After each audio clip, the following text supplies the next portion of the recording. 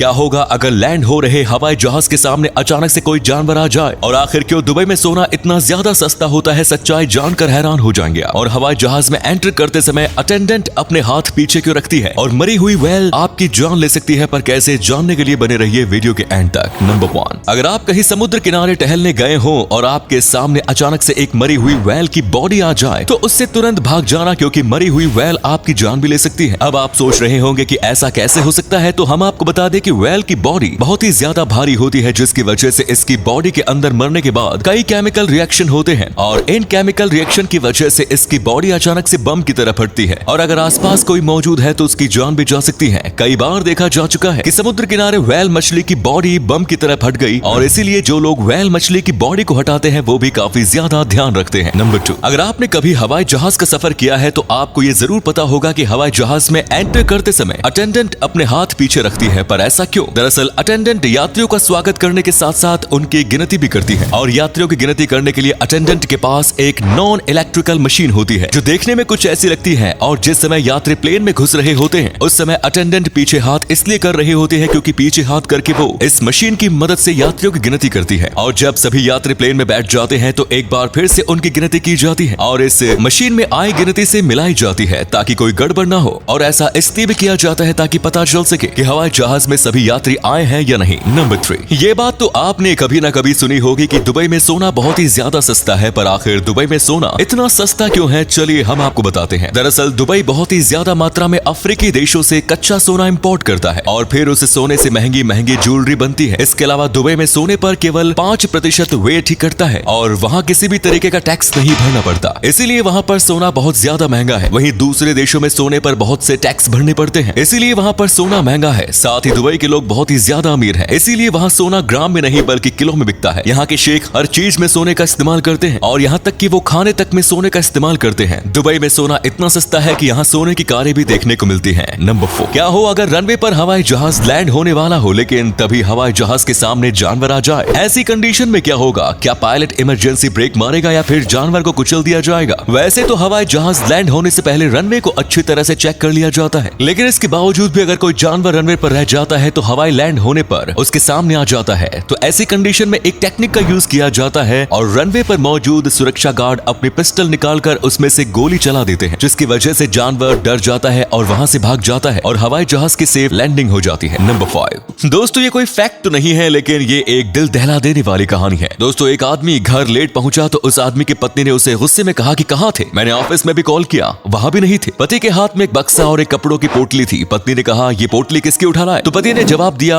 वो मैं माँ को लेने गाँव गया था। पत्नी गुस्से से बोली क्या तुम माँ को घर लेकर आ गए? तुम्हें शर्म नहीं आती? क्यों तुम्हारे भाइयों ने इन्हें अपने पास रखने से मना कर दिया? पति ने दबी आवाज में कहा तुम समझ क्यों नहीं रही? लेकिन पत्नी ने पति की एक नहीं सुनी, जिसके बाद पति को गुस्सा आ गया और पति ने कठोरता अपनाई और कहा अब ये हमारे पास ही रहेगी। तभी पत्नी बोली या तो ये यहाँ रहेगी या फिर मैं इन्हें अभी अभी वापस छोड़ कर आओ, वरना मैं इस घर में एक पल भी नहीं रुकूंगी। और इन महारानी को भी यहाँ आते हुए थोड़ी सी भी शर्म नहीं आई। कहते हुए जैसे ही पत्नी ने बूढ़ी औरत की तरफ देखा तो उसके पैरों तले जमीन खिसक गई।